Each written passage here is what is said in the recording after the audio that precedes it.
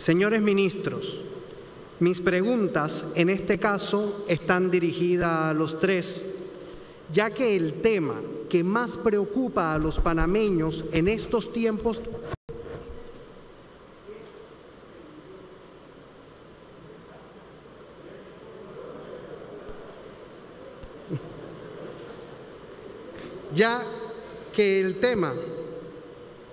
que preocupa a los panameños o que más preocupa a los panameños en estos tiempos tan difíciles es la vacunación contra el coronavirus, contra este COVID-19.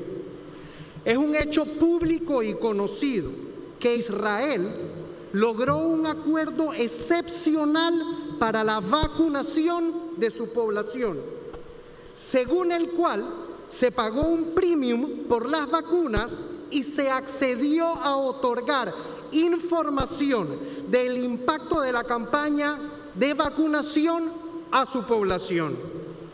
Nuestro país ha vivido una de las cuarentenas más largas del mundo y no podemos vivir en la constante incertidumbre del cierre de actividades productivas, por lo que deberíamos tomar el ejemplo del Estado de Israel, que entiendo que el costo de mantener un país cerrado por tanto tiempo es muy superior al costo de pagar un premium por cada una de las vacunas que se le aplicarán a su población.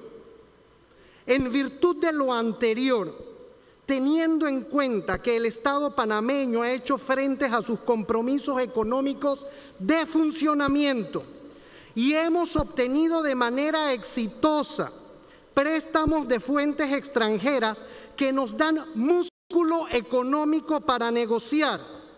Entonces, ministro Alexander, ¿por qué no se ha tomado una iniciativa de este tipo a fin de garantizar la vacunación de nuestros ciudadanos y la tan ansiada reapertura de todos los sectores productivos de la economía nacional? Ministra Moïnés, ¿por qué el Estado panameño no ha utilizado esta posibilidad en sus negociaciones con las farmacéuticas? En el mismo orden de ideas, resulta destacable la segunda parte del acuerdo suscrito entre Israel y Pfizer, según el cual se le otorgaría a la empresa información del impacto de la campaña de vacunación en la población. Y lo digo ya que actualmente tenemos pendiente de ratificar por parte del Ejecutivo nuestro proyecto de ley de telesalud, el cual crea infraestructura tecnológica para que estemos en capacidad de brindar información de este tipo, y el cual exhorto al presidente de la República que lo ratifique. Pero aún así, sin que esta ley se encuentre vigente y que contemos con dicho soporte tecnológico, nuestros programas de vacunación han sido exitosos a lo largo de la historia. Ministro Sucre, ¿qué nos ha impedido hacer un ofrecimiento de este tipo a las empresas que están produciendo vacunas? ¿Por qué la República de Panamá no ha jugado esta carta en las distintas negociaciones? Por otra parte, a fin de entender nuestra capacidad económica para hacer frente a la adquisición de vacunas, me gustaría conocer cuáles han sido los países aliados que más nos han apoyado económicamente en nuestra lucha contra el COVID-19 y si existe la posibilidad de que en un futuro cercano estos países realicen nuevas donaciones. Resumiendo, ministro Alexander, ministro Sucre, ministra Moïnés, ¿qué resultados ha tenido? Y es mi primera pregunta y pienso que la respondería el ministro Alexander. ¿Qué resultados ha tenido económicamente para el país la cuarentena más larga de la región, tanto para la empresa privada como para las arcas del Estado? Esa es mi primera pregunta, señor presidente. Tiene la palabra su excelencia Héctor Alexander, ministro de Economía y Finanzas.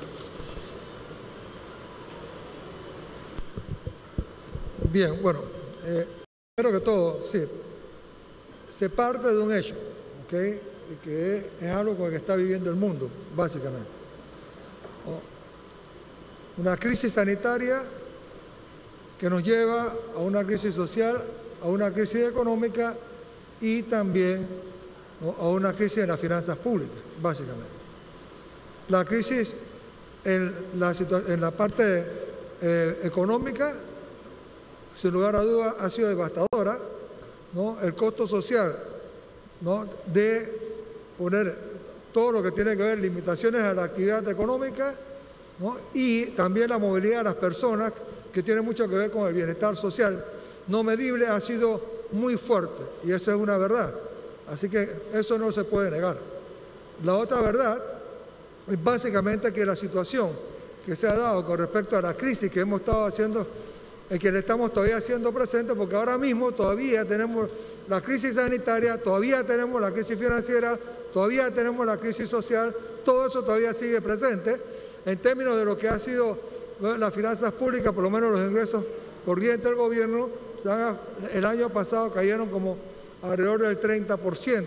Así que sí, realmente, el tiempo está contra nosotros, básicamente, ¿no? Así que yo creo que eso está claro como el agua, ¿no? Existe un costo social muy elevado cada vez que nosotros realmente tenemos, ¿no?, encerronas, cuarentena, y para dejarlo en claro, no solo estamos hablando con la actividad económica medible, estamos hablando también del costo social que están sufriendo los hogares panameños en términos de su propia calidad de vida, que va mucho más allá también de los ingresos, cómo se han podido caer en todas esas familias, básicamente. Así que eso es lo que yo pudiera decir a grandes rasgos, ¿no? El nivel de desocupación ha crecido en forma importante, ¿no? Se habla de una cifra que puede alrededor del 20%, bastante alta, ¿no? Estamos terminando de revisar la caída del crecimiento económico este año, que va a ser realmente también bastante fuerte.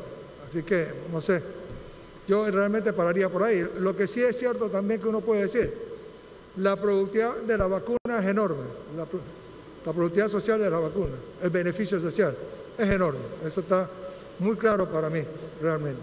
Por eso es que este año una de las grandes prioridades, además del tema que yo diría también de la Caja de Seguro Social, es el tema de la vacuna.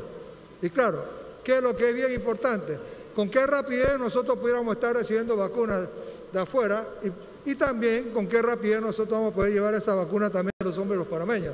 Así que eso, básicamente de eso se trata. Hay una incertidumbre en este momento, que no existe una claridad, ¿no?, con respecto a todo ese cronograma de cómo podrán estar llegando las vacunas, pero no cabe duda que eso va a ser un elemento muy importante para lo que es la política pública de la reactivación de la actividad económica y también la reactividad de la calidad de vida que debe disfrutar todos los hogares panameños. Raúl Fernández. Entonces, estamos de acuerdo que la vacuna cara es la que hoy no tenemos y que el impacto socioeconómico ha sido devastador. Entonces, va mi segunda pregunta. ¿Por qué en las negociaciones, ministra Moïnés, no hemos utilizado el pagar un premium por las vacunas como Israel lo hizo con Pfizer? Porque sale muchísimo más caro no tener vacunada a nuestra población para volver a nuestras actividades económicas que pagar un premium. ¿Se ha utilizado esta carta en la negociación?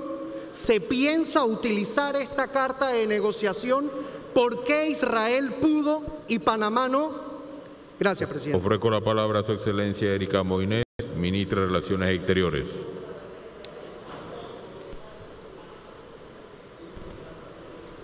Gracias, honorable diputado.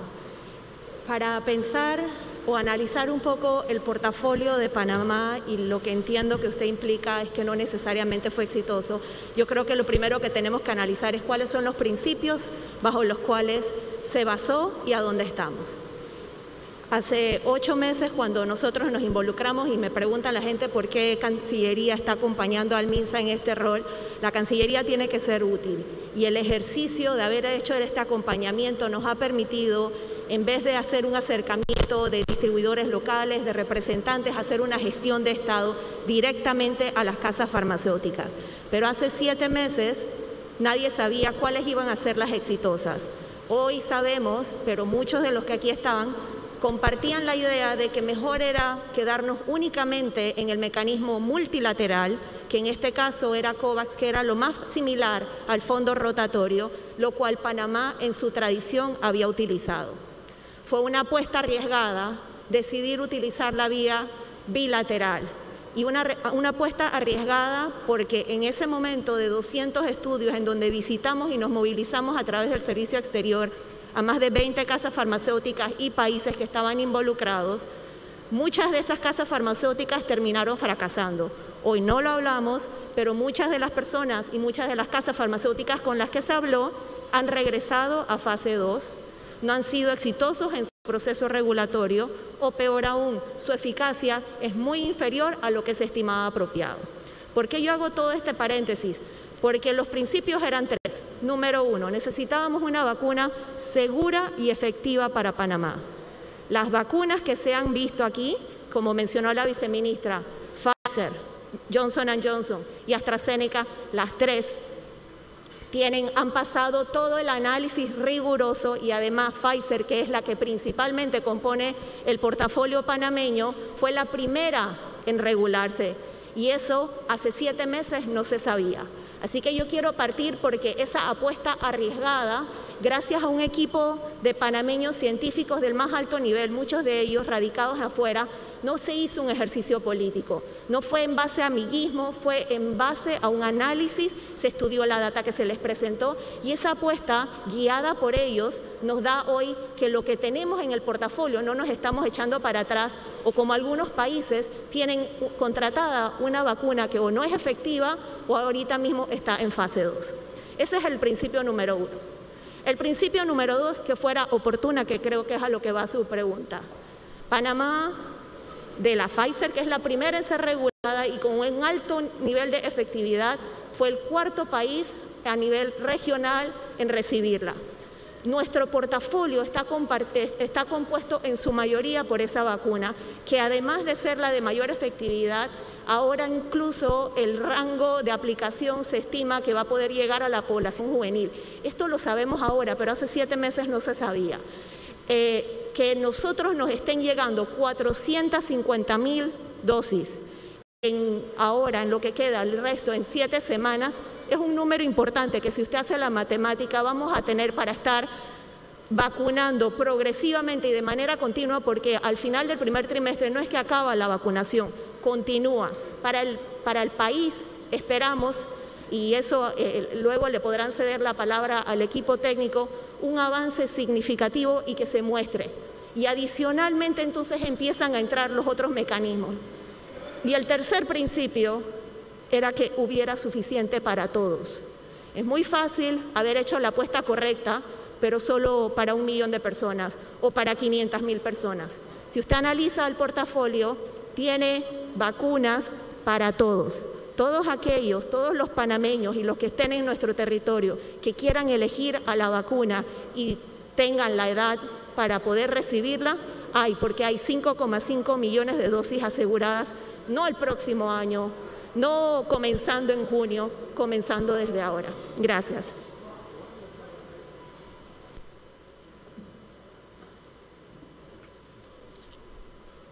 Continúe, diputado Raúl Fernández. Muchísimas gracias, señora canciller. Entonces, debo entender que pagar un premium no fue utilizado en la negociación. Pero, para continuar con usted, a mí me gustaría saber qué países amigos nos han ayudado económicamente y si se vislumbran ayudas económicas futuras de esos países y si se tiene cuantificado en cuánto nos han ayudado. Gracias, presidente. Gracias, diputado. Tiene la palabra Su Excelencia Erika Moines. La cooperación o la movilización de recursos de pandemia fue otra de las prioridades que, como repito, la Cancillería no tendría un roente con las necesidades locales y con la pandemia y la profunda crisis en la que nos hemos sumido si no hubiéramos reorientado nuestras prioridades para atender esa crisis. Un punto importante de ese nuevo esquema en el que estábamos trabajando fue atender a la cooperación internacional. El ejercicio de cooperación internacional que, como usted sabe, todos los países nos abocamos, porque lo que falta a nivel internacional son recursos y los recursos eran escasos. Entonces, a través de un ejercicio muy meticuloso y muy disciplinado, porque cada proyecto que se presentaba, yo le doy el ejemplo del que presentamos en las Naciones Unidas, donde se presentó un proyecto para San Miguelito atendiendo una serie de criterios, pobreza multimodal, cómo se podía ayudar para violencia intrafamiliar, cómo se podía dar seguimiento a trazabilidad, es decir, se hizo todo un análisis. Esa propuesta no solo fue exitosa de Panamá, sino que nos doblaron los recursos, siendo así exitosos ante otros países que también estaban pidiendo la cooperación. Si usted quiere hacer el análisis por países, sí, hemos tenido muchos países que se han manifestado y que se han donado. Nosotros hemos hecho un ejercicio de transparencia en donde automáticamente donación que se ha recibido y a la que hemos canalizado, porque usted sabe que no nos quedamos en Cancillería, sino que se entregan las donaciones, se ha publicado absolutamente todas las donaciones que se han recibido y tenemos desde gobiernos como Japón, que ha dado 5,5 millones de dólares en insumos médicos, Estados Unidos, o sea, hay un montón de gobiernos que han movilizado recursos, no solo de cooperación no reembolsable, cooperación técnica, que ha sido clave para el equipo del MINSA en el manejo y atención de la pandemia, y adicionalmente en insumos, como ustedes han visto, mascarillas, ventiladores, etcétera, una serie de recursos. Y si la pregunta es si vamos a seguir con este ejercicio, sí, vamos a seguir con este ejercicio. Los recursos siguen siendo escasos y tiene que mantenerse una prioridad, continuar con este acercamiento de una manera metódica y disciplinada. Gracias. Gracias, ministra. Continúe, diputado Raúl Fernández. La pregunta va dirigida al ministro de Salud, Sucre, sobre si al final de la vacunación o al momento que estemos vacunando podremos recabar esa información en su totalidad para entregársela a las farmacéuticas que están vacunando y así poder mejorar la efectividad de la vacuna. ¿Tenemos la capacidad para conseguir esa data? Gracias, presidente. Tiene la palabra Su Excelencia Luis Francisco Sucre, ministro de Salud. Muchas gracias, señor presidente. Muchas gracias, honorable diputado, por la pregunta. Sí, en efecto, Panamá es un país que ha venido trabajando mucho gracias a la AIG en lo que es la parte de la tecnología. Y hace un momento les comentaba que Panamá ha sido uno de los países que ha sido felicitado precisamente por el uso de la tecnología aplicado a la pandemia. Y en efecto, la AIG ha desarrollado una plataforma en estos momentos y ya iniciamos con ese proceso en la cual cada persona que se va vacunando se le va tomando los datos a través de una tablet o de un lector con su número de cédula y también por los documentos que se han ido llenando a través de plataformas de internet que está precisamente en la parte de la vacunación donde todo el mundo llena sus datos. Todos esos datos se van recabando en una fuente y cada persona que procede a vacunarse se va a saber exactamente con qué tipo de vacuna se vacunó y cuál es la dosis que lleva, si lleva la primera o lleva la segunda. Eso va a quedar contemplado e inclusive, gracias a estos muchachos de la AIG, de la cual tenemos que sentirnos muy orgullosos como país, tenemos... Muchas gracias, disculpe. Le iba diciendo que gracias a estos muchachos de la AIG, que son muchachos sumamente innovadores, vamos a poder contar con una data que nos va a decir no solamente cuántas personas se han vacunado, sino cuántas personas vamos a tener vacunadas con la primera dosis, cuántas con la segunda dosis, cuándo les toca vacunarse y ponerse la segunda dosis. dónde les toca vacunarse con esa primera o segunda dosis, e inclusive vamos a estar en la capacidad de darle seguimiento a esos pacientes vacunados y saber si han desarrollado o no algún tipo de efecto adverso, que es común en la mayoría de las vacunas, hasta un porcentaje, y la posibilidad de que se haya presentado algún tipo de dolencia, algún tipo de rash cutáneo o dolor en el lugar de la vacunación. Así que sí vamos a poder contar con una data que podamos realmente contemplar a futuro y saber exactamente cómo le fue al país con los diferentes tipos de vacunas que hemos contratado. Muchas gracias. Muchas gracias, presidente. Bueno, me siento complacido con las preguntas y resumiendo o concluyendo, para mí la estrategia de Panamá, si llegan las 450.000 dosis, es correcta. La de Israel también es correcta porque le llegaron 9.5 millones con la casa farmacéutica Pfizer, y es imposible que yo sepa lo que ha pasado con el contrato y cómo ha sido la estrategia, porque no se ha ni publicado ni se ha dicho lo que en el contrato ha sucedido, ni cuál fue la manera de negociación. Por tal razón son mis dudas.